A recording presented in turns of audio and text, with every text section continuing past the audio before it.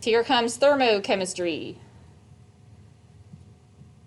Here we go, thermochemistry.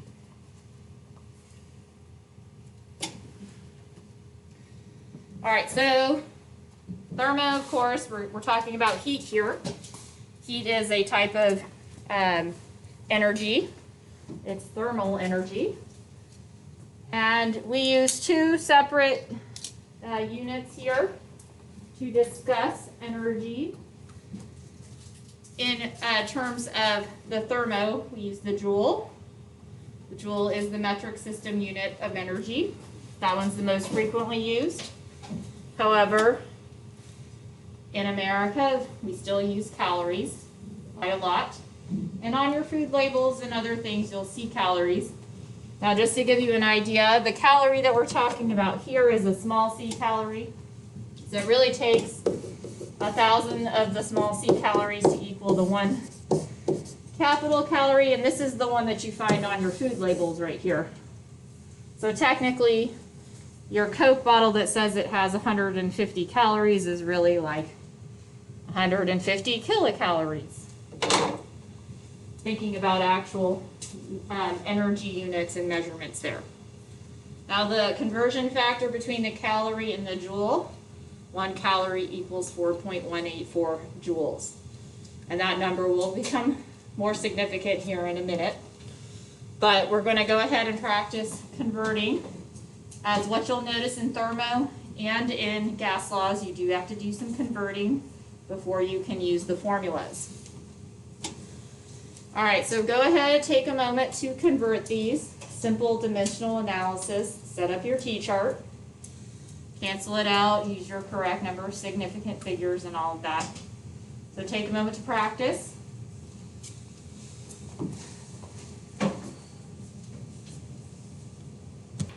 Okay, so for those that forgot dimensional analysis, these only take one step, but given information, upper left corner, diagonal down the joules, calories go here, 4.184, joules equals 1 calorie. So it's one simple division here. And we will keep how many significant figures? 3. 1, 2, 3. So that's what we're going to keep over here. We have 101.5. That turns into 102 calories. The joules do cancel. Second one here, going the opposite way, we're going to start with the calories. And we're going to change over to the joules. 1 calorie, 4.184, like so. And this ends up being a calculator answer, 1,050.6. Calories cancel 3 digits again, so we keep the 1, the 5. Do we round up the 5? Or leave it at 5? Leave it at 5, so then what do we have to do with the 1's place? Make it a filler 0, very good. In case anybody's a little rusty on those sig figs.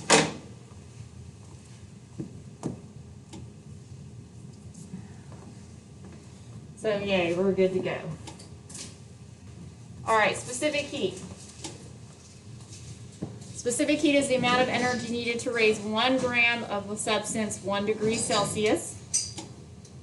What is the specific heat of water in joules and in calories? Well, the 2 significant ones for water are 4.184 and 1.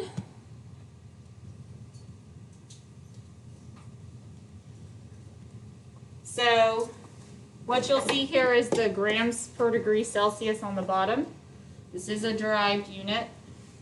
So, and it's also a physical and intensive physical property. Each substance has its own specific heat, and each phase of the substance has its own specific heat. So how much it can absorb and release before it actually changes temperature. So we'll be noticing that and looking at that on the next slide. Specific heats besides water. Water is usually one that's memorized, but in any other thermo problems, usually they'll be given to you in a table or in the problem itself. Because like you wouldn't be expected to memorize a bunch of substances and their specific heats here. So as you can see in the table, bunch of various different substances here. Of course, water in the 3 phases: ethanol, aluminum, granite, iron, lead, silver, and gold. Like even granite, which happens to be a mixture of a bunch of different minerals, like it has its own specific heat. Like sand has its own specific heat, so it doesn't have to necessarily be an element or a compound of pure substance. It can be a mixture as well that is assigned its own value. Now, of course, these values are measured at 25 degrees Celsius, is what we consider normal conditions. Normal conditions, of course, are like room temperature is about 25 degrees Celsius. And then, of course, normal conditions also in terms of pressure will be about 1 atmosphere, which is the atmospheric pressure at sea level. So from the table, which substance has the highest specific heat? Water. Water in the form of liquid, yes. We see up here, liquid water is 4.18. However, ice is only 2.03, and then steam, which is water vapor, is 2.01. Just pointing out, like I said, even in the different phases, they have their own specific heats. Now looking at the ones with the lowest specific heats, which one's that going to be? Gold. Gold is one of them. And anything else? Definitely see gold here. Lead. Yes, and lead. Lead would be the other. They are both 0.129. Very small amounts for specific heat. Now, gold and lead, what type of substances are they? Solids. They are solids. Let's go beyond phase, though. What type of substances are they? Metals. They are metals. Very good. That's what we want, metals. What you should notice also, if you're looking at some of the other ones on here, metals have very low specific heats. That means they absorb energy and their temperature changes quite a bit. So they dramatically increase. Metals are known to conduct heat, so that is one of their properties, but definitely is going to change almost immediately. Whereas water, I like to use this comparison. You put the same size pan on the stove, you light them, one of them is filled with water, the other one is not. Well, you can, after about 30 seconds, you won't be able to touch the metal pan without the water anymore because it will instantly be hot. Why? Because it has a low specific heat. But the pot that's holding the water, you can still stick your finger in there probably for a couple of minutes because it doesn't heat up very fast. And we all know, sitting there watching water boil, it seems like it takes forever. Well, that's because it has to absorb a bunch of heat before it actually changes its temperature. And then it needs to mosey on up to about 100 degrees in order to start boiling. So keep that in mind.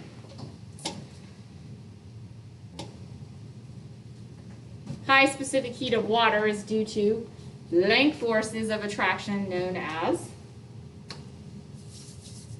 anyone? Think about that for a second. What could fill those blanks? Anyone at home? What could we fill in those blanks with? Why does water have a high specific heat capacity?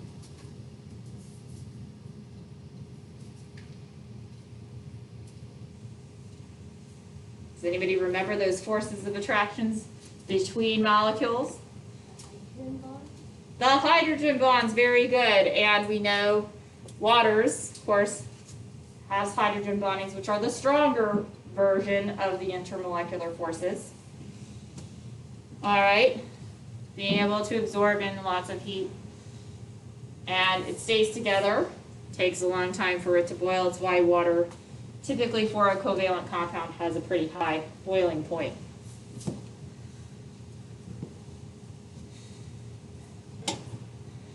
Now, for application purposes, I'm sure some of you have gone to the beach before or know this maybe about coastal versus inland, but you'll normally see in weather patterns, things on the coast, their temperatures don't change as much because they have the water there to moderate it.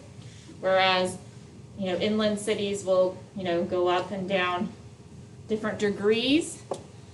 For instance, here, the inland city of Sacramento versus the coastal city, okay, in the summertime can be a temperature change of about 30 Fahrenheit, depending on, the particular day. But the water does help moderate the temperature. Another, fun fact, has anybody ever gone to the beach in June? What do you notice about why it's not fun to go to the beach in June? As opposed to like going in August. The water's still cold. The water is freezing. The water is still very, very cold in June. It takes a couple of months for the ocean water to heat up. And if you have vacation time and can take it off, at the end of September, beginning of October, it's a really good time to go to the beaches because it's still warm and the water's still really warm. And usually there's not as many people. So keep that in mind that the water, why does it take so long? It takes a couple of months to heat up. So it's usually not fun to go to the beach, right when we get out of school. But it's better to go in August because it's nice. It's warmed up a little bit. That also on the tail end, like I said, water stays warm sometimes even depending on how far south you go. Like the Florida Panhandle is where I like to go for my beach vacations. So you can still probably go down there at the end of October and the water is still pretty warm. Another thing water is used for in terms of absorbing lots of heat is coolants, of course, in vehicles, cars, part of the radiator system, of course, being able to absorb the heat there. All right, calculating warming and cooling. Q equals MCAT. Now, I'm sure we all remember that the M part of Q equals MCAT happens to be the mass in grams. But can we figure out the other variables? Like, what's Q? What's C? What's delta T? Anybody remember? I know we briefly touched on this back in Unit 1 sometime. Q is heat. Very good. And you can measure heat in calories or joules. For our purposes, we're going to use joules here. C? Anybody for C? Anybody for delta T? At least T? Maybe not the delta part? Delta T is the difference in temperature. Yes, it is the temperature change. Very good. Remember, at delta in front of anything in formulas means it's the change of. And it's usually the final minus the initial. So keep that in mind. You'll see that a lot in physics, as well as chemistry. So change in temperature. Anybody got C for me? Specific heat. That's the specific heat. Very good. Since we're using joules for our Q here, we would use joules per grams degrees Celsius for our measurement for the specific heat. Although technically, like I said, you could use calories here, but that means this would be in calories per grams degrees Celsius. If you were actually doing the problem with calories, those would have to be the same units there. So basic Q equals MCAT, we're going to do a few of those problems to remember how to do those, and then we're going to use it later as we do a multi-step problem. So example 1, go ahead, take a moment to calculate. Just quick review. Always a good thing to do first is write out the formula, and then you can substitute in the correct variables where they go so you know which one you're looking for. So take a moment to do example 1. Okay, so we have 40 grams, that's the mass, starting at a temperature of 10 degrees, going up to 30, so that's the final. And determine the heat absorbed in joules.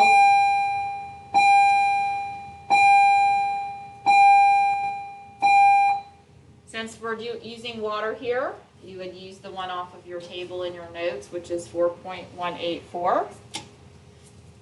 Now, basing off of the significant figures here, we would go with 3. Our measured values are the 40, and the two temperatures both have 3. So we would keep 3 in our answer. So rounding it up to 3,350 joules. Good so far? All right. Now example 2. Same kind of concept here, different variable arrangement. Make sure that you notice this particular case, they gave us the 3 times 10 to the 3 joules. So that's your Q value. If the temperature increases by 35, that's already the change. They don't have to give you the final and the initial.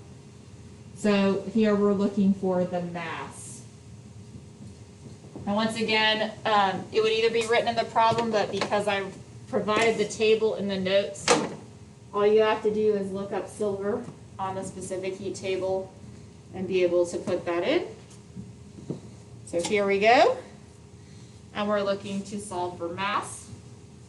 What you should notice about the units is that the joules are going to cancel, degrees Celsius cancel, and that's why when you divide, you end up with grams.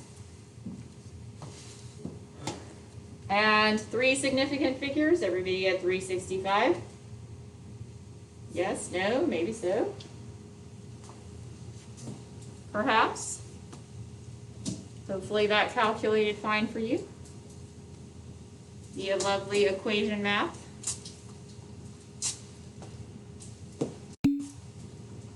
All right, thank you for the thumbs up. Good to go. All right, now for the lovely heating curve review. On the heating curve, we have different sections. Here we have A, C, and E, which are all the slopes. We have B and D, which are the plateaus. So does anybody remember what A represents here on the heating curve?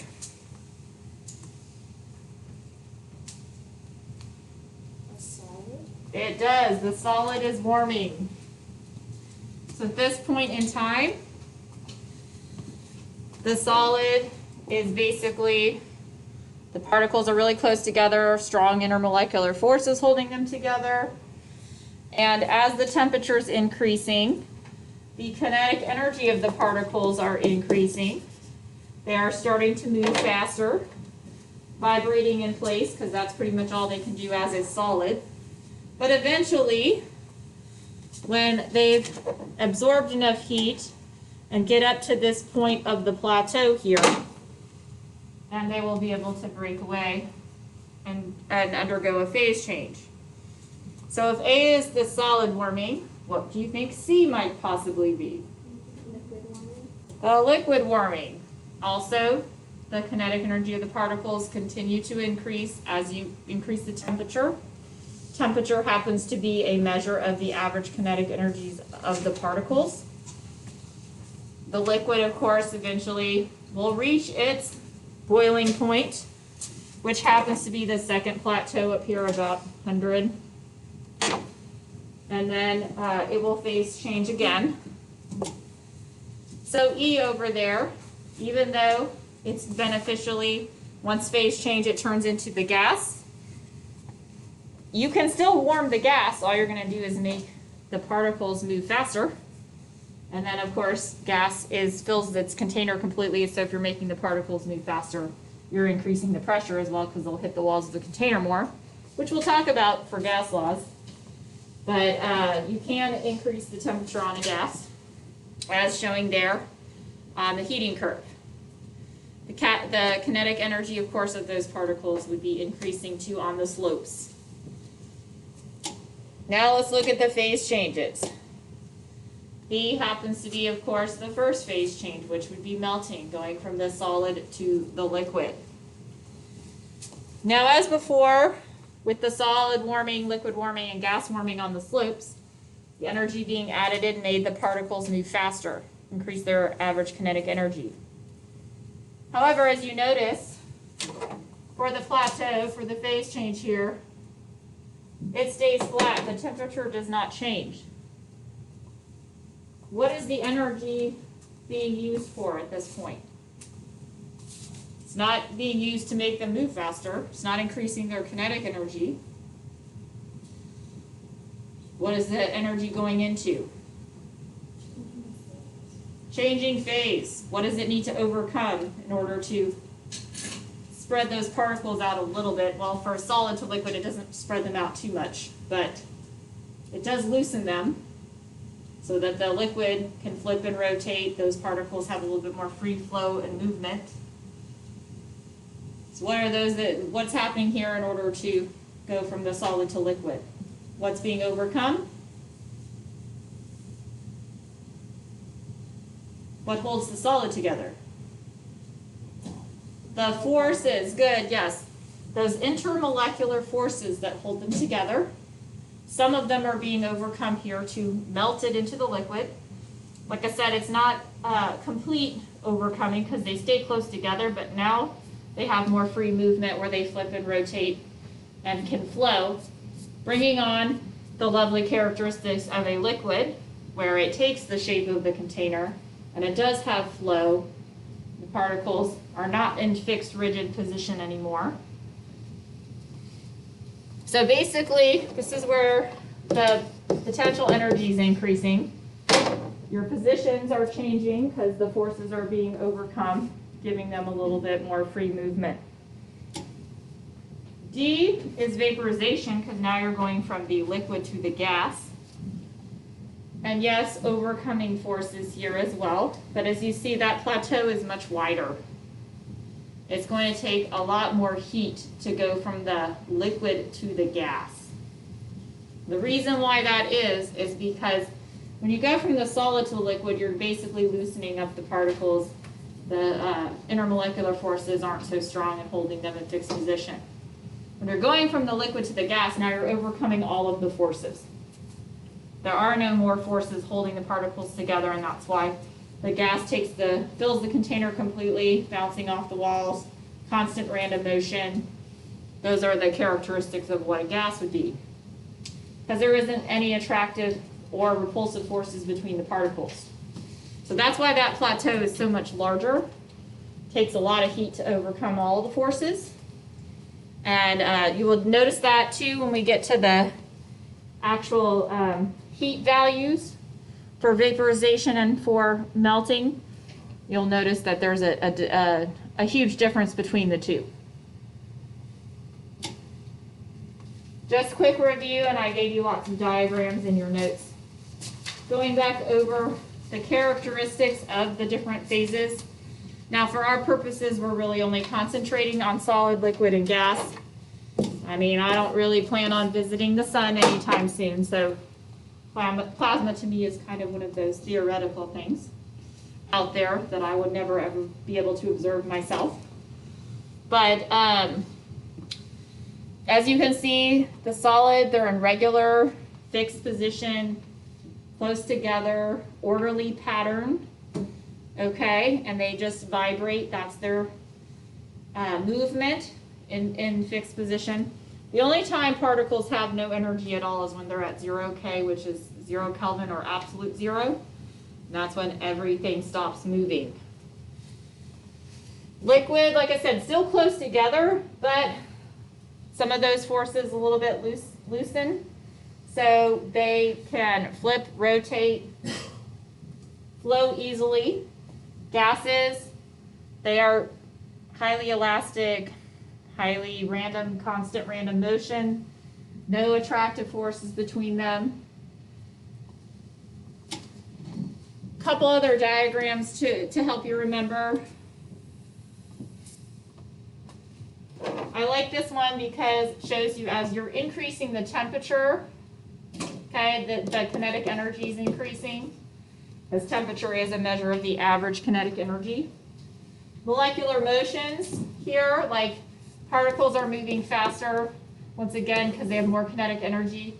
So gases, particles are moving faster than liquids.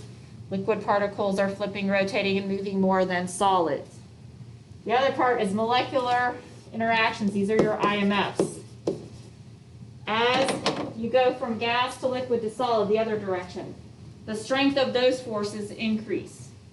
So if you have, even in comparison, I know that we talked about this back in IMF days. I think that was unit 5. Iodine happens to be a solid at room temperature.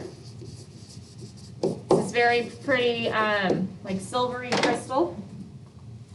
But we know water is a liquid at room temperature. Iodine is nonpolar, so it only has London dispersion forces, but we know London dispersion forces increase with bigger electron clouds, more polarizable, all that good stuff. Iodine has stronger forces than the hydrogen bonds in water because the water is only a liquid at room temperature, whereas the iodine is a solid. So remember, the strength of the force is to hold them in fixed position like that. Those LDFs of iodine happen to be stronger than the hydrogen bonds in water based on just their physical states of matter. And there's a few other little discrepancies, and we go over more of that stuff in AP, but so basically understanding that something that's a solid, they have really strong attractive forces holding them together in comparison to the other two. Phase changes, pretty much everybody knows. Most of these are the ones that everybody forgets. The solid to gas, gas to solid one, sublimation versus deposition. So solid to gas, it sublimes. Like dry ice is the best example of that around Halloween time. See all the nice smoky. Deposition, there's not a whole lot of really good examples except for like icing on planes up in the sky. Gets really cold, so it automatically goes from gas to sticking to the wings of the plane. All right, let's talk phase changes, because now we're getting into the heat part of the phase change. Molar heat of vaporization. Amount of energy needed to change 1 mole of the substance from a liquid to a gas. And we use this notation. It's called delta H. That's how it will be designated in the chart, delta H vaporization. That is the amount of heat needed to change 1 mole from a liquid to a gas. Now, that's in terms of vaporizing, and going that direction is positive. However, if we are condensing, going from the gas to the liquid, it is still the same delta H vaporization number, like the magnitude does not change. The only thing that's a little bit different is that we put a negative out front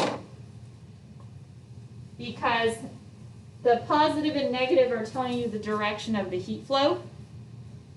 So if you're going from a liquid to a gas, you're absorbing in the energy, which would be endothermic. And if you are condensing, going from the gas to the liquid, you're actually releasing energy, and that would be exothermic. Now with our lovely heat of vaporization, there's also one for the melting freezing process, and it's called heat of fusion. Molar heat of fusion, delta H fusion. Same idea, positive is going to be for melting, going from solid to liquid. Same magnitude of the number, but if you are going to freeze or crystallize, freezing or crystallizing, in that particular case, the heat of fusion is going to be considered negative because you're releasing it. And we talk about heat flow going into the system or leaving the system. Absorbing into the system would be endothermic, whereas leaving the system or exiting would be exothermic. And we consider the chemical species the system. Now, you all won't have to take the SOL for chemistry because you're got grandfathered in under the pandemic biology one. But normally, if you have to take the chemistry SOL, this is one of the main component questions. You're never expected to have to memorize the heat of fusions or heat of vaporizations. Those values should always be given to you either in a table or in the problem. What you'll notice here in this table, water, ethanol, methanol, and ammonia here. As pointed out before, the heat of vaporization numbers, as you can see in general, are much larger than the heat of fusion numbers. One other thing to point out, we were talking about the amount of energy per mole of substance, but it's now in kilojoules per mole. So kilojoules per mole.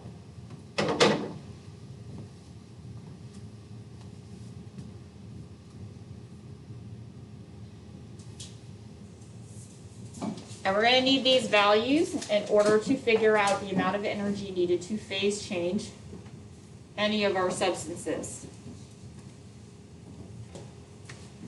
So phase change problems, how do they look? I usually do them from the standpoint of setting up the T-chart because we usually are given grams and we have to change them to moles, so it ends up becoming a conversion problem. Change the grams to moles. And then you need to pick out, depending on the phase change, which one you're using, the heat of vaporization or heat of fusion from the chart, and you're going to use it as a conversion factor. So in general, the equation usually is Q equals the moles times the delta H of vaporization or fusion. But the problem is they rarely ever give you the moles to start with. They typically give you grams. So that has to be changed to moles. 125 grams. Grams goes down here, moles goes up here. We got to change it to moles. Now here we're melting ice. Melting ice. So one, I need to look at the water column. But which one do I select? The heat of fusion or the heat of vaporization?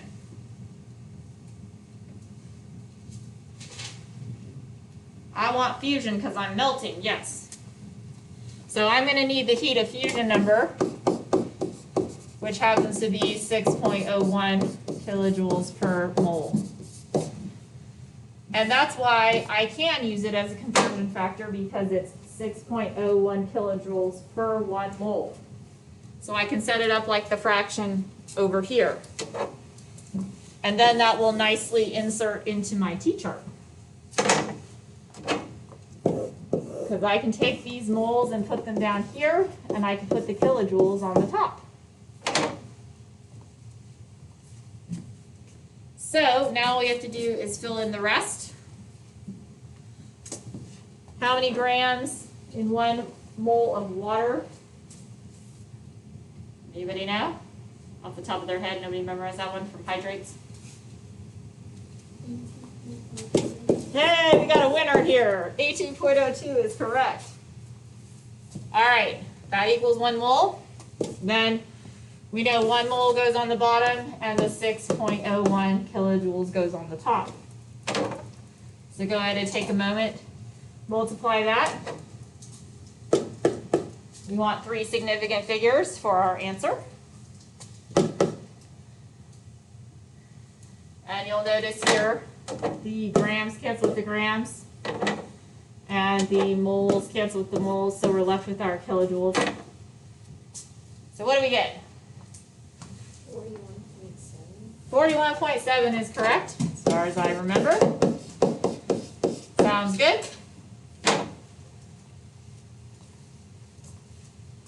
But always can verify. And we are correct. So now there's 4, 5, and 6 examples. Now 6 might be a little confusing, but see if you can figure it out. Give you a few minutes to work on those. Try those. All right, break over. Here we go.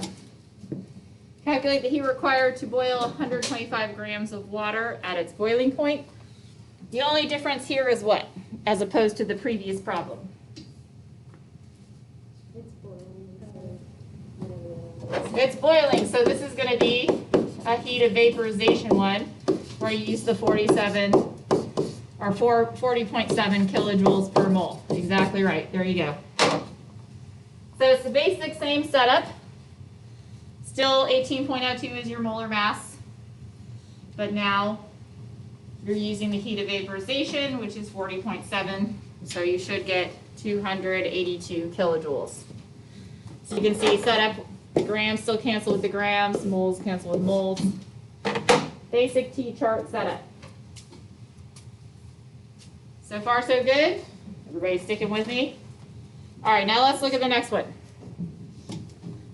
Now we're looking at new substance. We've got ammonia, and we're looking at freezing point. So which one do we need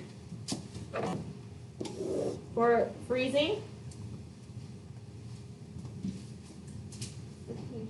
We need the fusion one here. So what is the heat of fusion for ammonia? What does this say on the chart?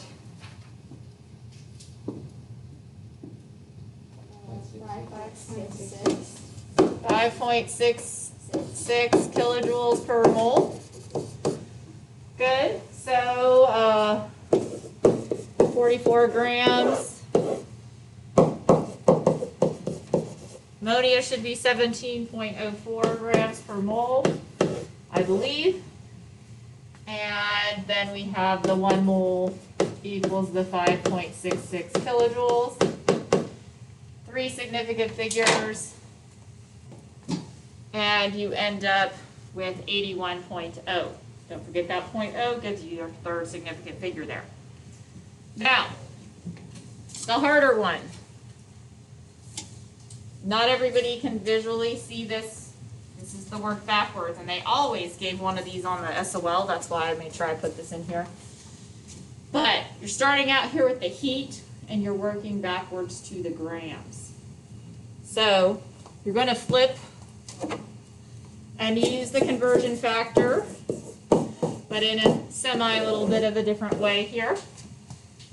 We're talking about ethanol here, right? So do we need vaporization or fusion here? Vaporization, what was the heat of vaporization for ethanol? 38.6. So this is 38.6 kilojoules equals 1 mole. So in this case, you're going to diagonal down the kilojoules. But where if you go from there, you got to go to the mole, because then from the mole you can go to the grams. So we put the 38.6 on the bottom this time and the 1 on top. And now we can finish off with the conversion. 1 mole, it gets what, 46.08 grams for the ethanol. Is that what you got? Yeah. I think that's what I got. Okay. And then you are able to, cancel kilojoules, moles, left with the grams. And we have 3 significant figures here because that 0 on the end is not significant since there is no decimal. And you get your answer. So this was the work backwards one. Lots of fun. Any questions? Now we're moving into the lovely multi-step problem. The fun multi-step heating curve problem. So now we're going to take and combine the Q equals MCAT part with the phase changing, because a lot of times in the problems you aren't just phase changing and you're not just warming, you're actually doing both. So equations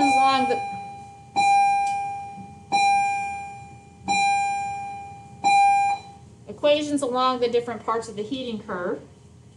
You're heating or cooling. In this case we're heating because this is a heating curve. If it was cooling curve, it could be going the other direction. But anytime you're warming the solid, the liquid, or the gas, you'll be using Q equals MCAT. Anytime you're phase changing, you'll be multiplying the moles times, in this case, melting heat of fusion. Liquid warming is still an MCAT, you're just heating it up. Number of grams per degree Celsius. And then last, or up here, for the vaporization, you'll be multiplying the moles times the heat of vaporization, although like I said, those equations actually take the extra step because most of the times they give you the grams and not the moles, so you have to convert it anyways. And then if you were warming up the gas, it would also be a Q equals MCAT. Now, seen problems in the past where they'll have the substance start down here at like negative like 38 degrees or something. And you have to determine how much heat needs to be added to get it all the way up here to like 115 degrees. So in order to figure out the total amount of heat that you would need to warm it up, melt it, warm it up again, vaporize it, then warm it up again, would take 5 different steps and calculations. I am not that evil. I promise I'm not going to make you do a 5-stepper. However, you'll be expected to be able to do a 3-stepper along the heating curve. So we're going to look at our example here.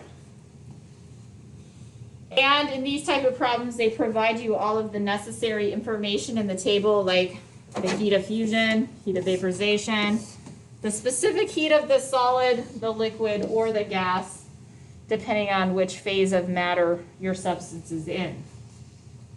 So I like to think about it in terms of 3 different steps here because we're starting off with, oh, by the way, this minus, the minus is really supposed to be here, so it's supposed to be negative 11. Starting at negative 11 down here.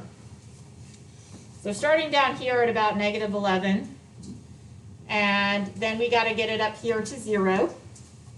So this part is going to be Q1, where we're warming the piece of ice. Got to warm it up to 0 degrees first. So Q1 is going to be an MCAT problem. Got to warm it up first, get it to its melting point. So we have 23 grams. So 23 grams. And we know the specific heat. Got to pay attention here because we're in the solid. So the specific heat of the ice is the 2.78. 2.078, excuse me. And then we have to pay attention to our temperatures. We're starting out here. This is at like negative 11. And we're going to the melting point, which is 0. So you're talking about 0 being the final temperature minus the initial temperature, which happened to be negative 11. People get confused on this because they're not like thinking about it that you're like traveling up the heating curve. You got to get it to the phase change, then you have to phase change it, then you keep heating it later. So this is going to equal our Q1. Now, of course, subtracting a negative number, that makes this positive. So what do we get here for our Q1? What would be the value? And looking at the measured values, we want to do 4 significant figures. 525.7. All right, so 525.7 sounds good. Now remember the Q equals MCAT gives us joules because this is measured in, oh, that's supposed to be a slash, joules per grams degree Celsius here. Joules per grams degree Celsius. So the Q equals MCAT gives us it in joules. So that so far we've heated it up to 0 degrees. Now we have to melt it. So this is your Q2 part. Got to melt it. Now melting, of course, is the phase change part, which we just did. So for Q2, I'm going to take my 23 grams, because that's what I have to start with here. I'm going to change that to moles. And since we're using ice, this is the 18.02 grams per 1 mole. And we're melting it, so I need fusion this time. Heat of fusion. So this is going to be 1 mole, 6.01 kilojoules. So this is going to be the amount of energy needed to phase change it, to melt it from ice to liquid water. So how much is that going to be?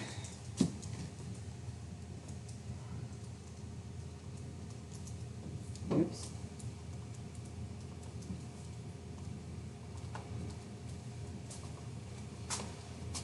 .671. Now notice this one is in kilojoules. Moles cancel, grams cancel, but this one's going to be in kilojoules. So at the end, when we add them together, we're going to have to convert one to the other.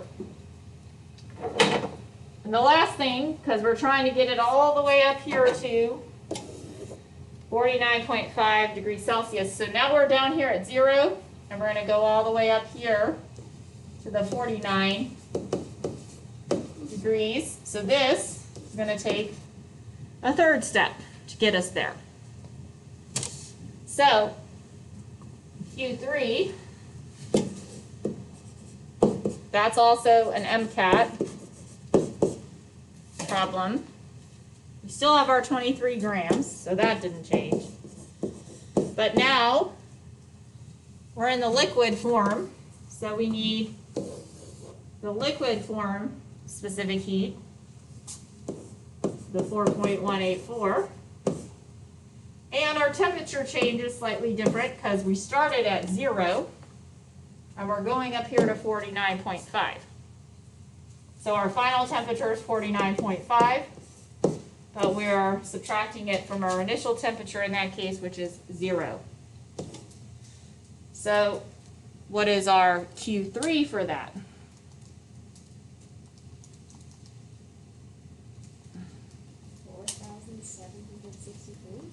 Yes, that is correct.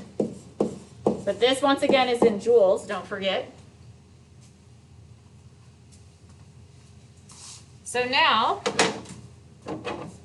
we've warmed it to the melting point. We melted it. Then we warmed it again to the 49.5. So basically, you take Q1, Q2, Q3 to get the Q total. But we do have 1 in kilojoules. We have 2 in joules. And like you saw with the joule number, it's kind of a big number. So in a way, it is a little bit better to convert them to kilojoules because then your number isn't so huge. And how do we go between kilojoules and joules? How many kilojoules equal how many joules equal 1 kilojoule? 1,000. So all we have to do here, divide these by 1,000, 0.5257, and this one divide by 1,000, that's going to give you 4.763 kilojoules. And now we can add them up. So you have 0.5257 plus the 7.671 plus the 4.763. We add all that up, and let's see here.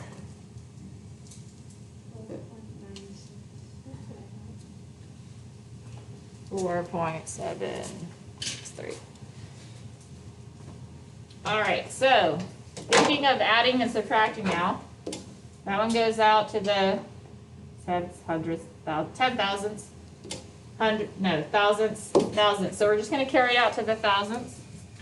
So yeah, this should be 12.960, right? Kilojoules.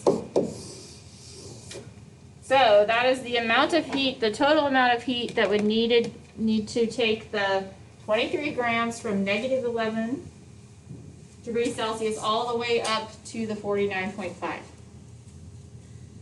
So as you can see, they're super long problems. That's why you're only going to have one to do in your practice.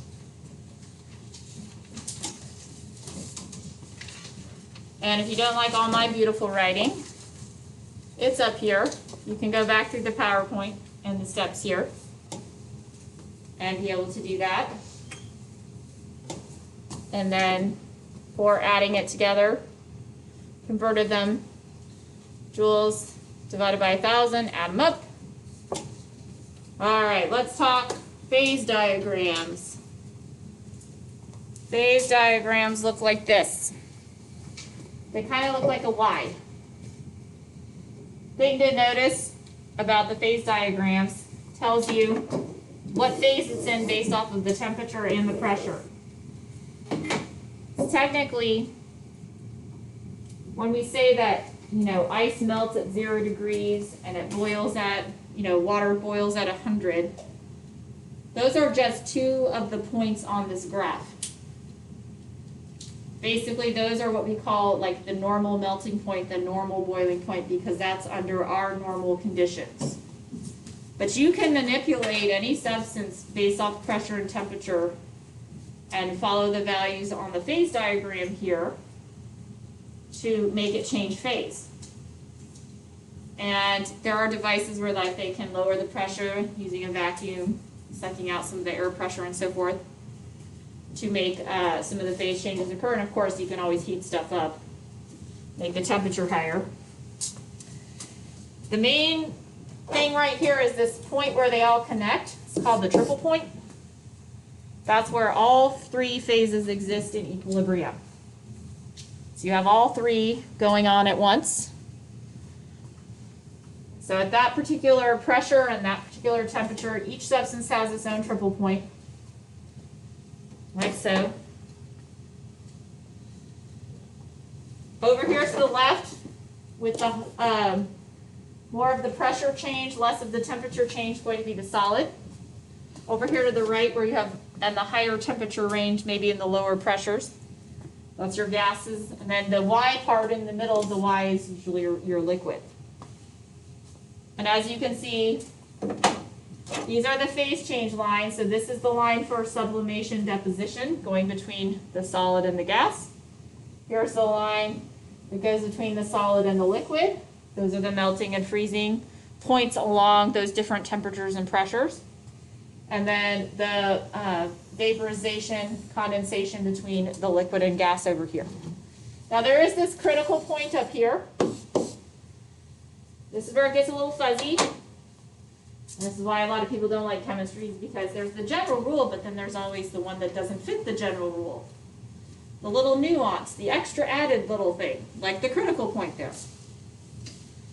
The critical point is where it gets a little hazy, whether it's a liquid or a gas. And actually, they don't call it either. They call it the supercritical fluid.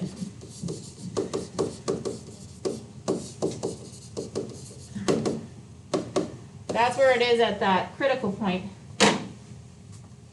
Because if you think about that point where it is on the graph, you're at really super high pressure over here, and you're at really super high temperature over here.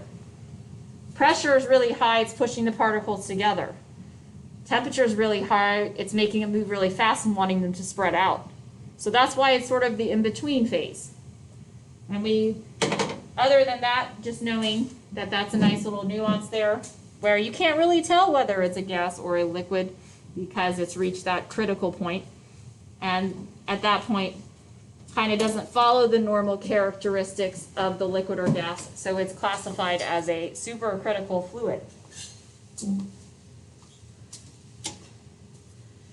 Now, one of the tasks, of course, is being able to read the phase diagram, which should be pretty easy for the most part, because it's just reading a graph.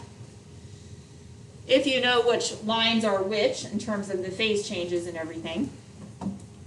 But before we go to the graph reading, I did want to show you triple point of the cyclohexane because it's pretty cool. All right, so that showed you exactly what we're talking about being in equilibrium. It's in constant changing phase from solid to liquid to gas. Now you'll be asked, of course, to read phase diagram here. So phase diagram to the left determine the triple point. Well, of course, some of these graphs are going to be a little bit hard to read, so you just do your best estimate. Okay, best estimate. So if I'm looking at the triple point here, which looks like it's slightly above the 50 for the ATM, and I go down here, looking at that's about 350. So when I'm approximating to, I just put the little squiggly in front saying that it's approximately 350, and this one's approximately 51 ATM. That's the kind of thing that you want to do there. So go ahead, take a moment to read through the phase diagrams, and we will go over the answer. So hopefully number 2 is pretty obvious to you, but I just wanted to point out that they could ask it in a different way and not actually state triple point to you flat out. Because if all 3 phases coexist, you're at that equilibrium in the middle at that triple point. So this one obviously should be the same as before. Now, fun time of looking for the phase changes. What phase change is or change occurs when it's heated from 100 to 400 at a pressure of 40. So go to your 40, go to your 100, and then get over here to 300. What phase change is that going to be? Sublimation. Correct, that would be sublimation. So that's what we would put there. Very good. Now, what phase change occurs when heated from 100 to 450 at a pressure of 70 ATM? Oh, that's quite intense. So we're starting at 100 again, but at 70. All right, and we're going all the way over here to 450. So right about there. Melting. Very good. Occurs when cooled from 700 to 500 at 60. So here we're at 60 at 700, cooling down to the 500 mark. What's that one?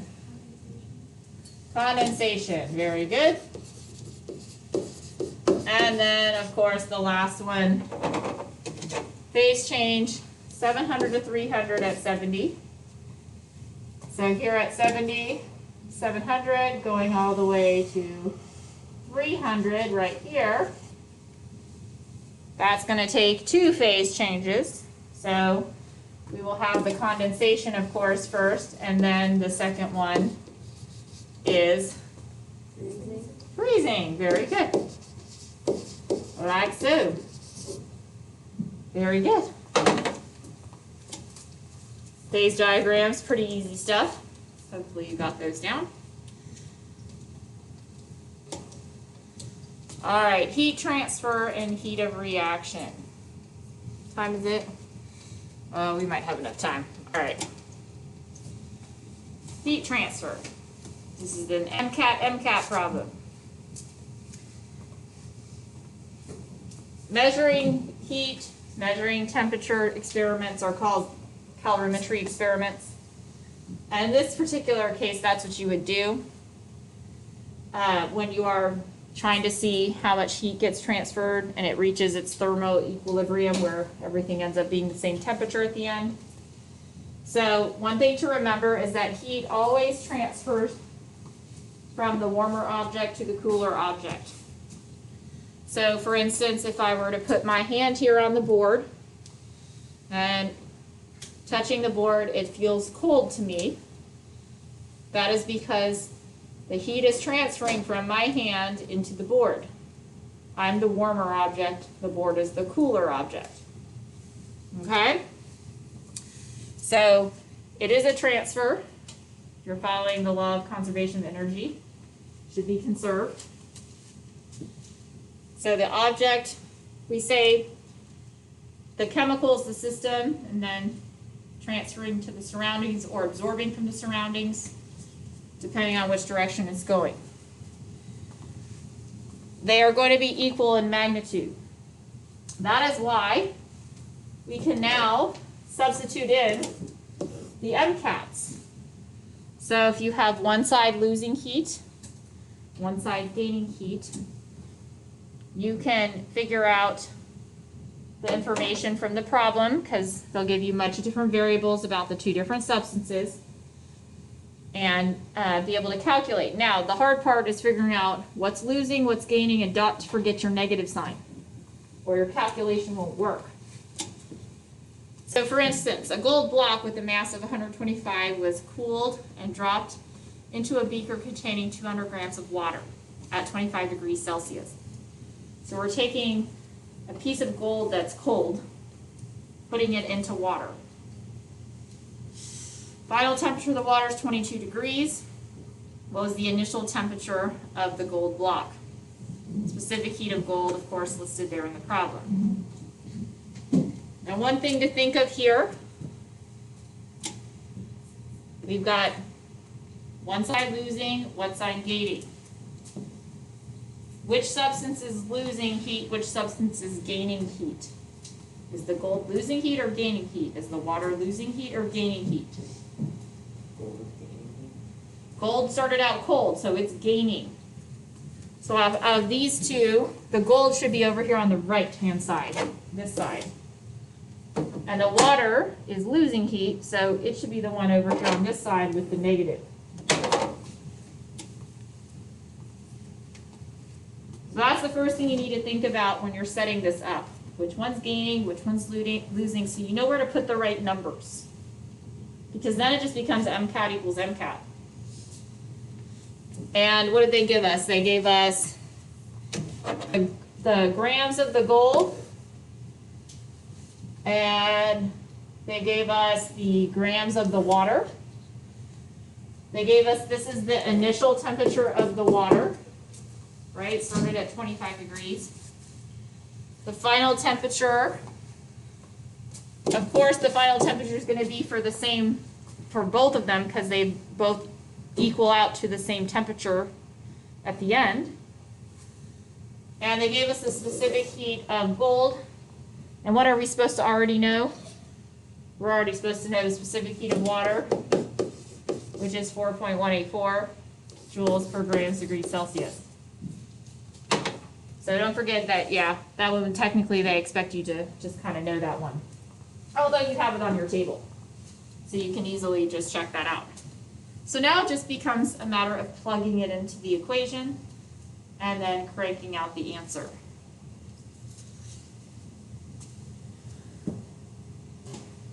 So let's do that. Let's go ahead and plug in. Don't forget to leave the negative over here on the water side, or it will end up being wrong. Now I added some significant figures in here to make it a better answer. So we have 200 grams of the water, 4.184, and we're starting out with an initial temperature of 25 and an ending temperature of 22. Because the water got colder. Now over here on the gold side, we know we have 125 for the mass. We know the specific heat is 0.129. And we know that we ended up at 22 degrees, but we don't know that initial temperature that the gold started at.